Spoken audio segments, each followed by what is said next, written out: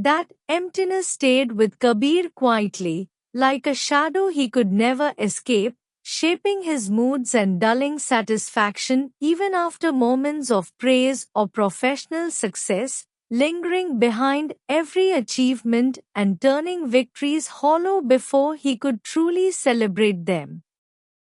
He never gave it a name, never questioned it openly, choosing instead to stay constantly occupied, filling his days with deadlines, meetings, and site visits until exhaustion replaced reflection. Tiredness felt safer than silence because silence forced him to notice what he tried to avoid. Still, quiet always returned, especially at night, settling heavily around him. The urban renewal project that would later disturb his inner balance arrived without importance, appearing as just another demanding assignment among many expectations. It required collaboration with environmental researchers and social planners whose priorities felt distant from his focus on precision and structure. Kabir expected routine disagreements and predictable compromises, approaching the work with efficiency rather than curiosity, convinced it would pass without consequence. Yet the first site visit unsettled him unexpectedly.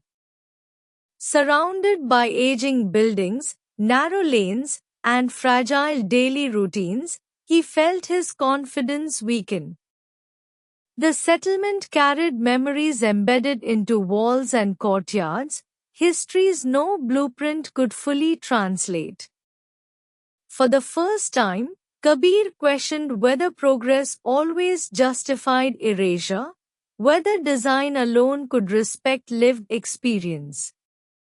These thoughts disturbed him deeply, and he pushed them aside, reminding himself that transformation required sacrifice.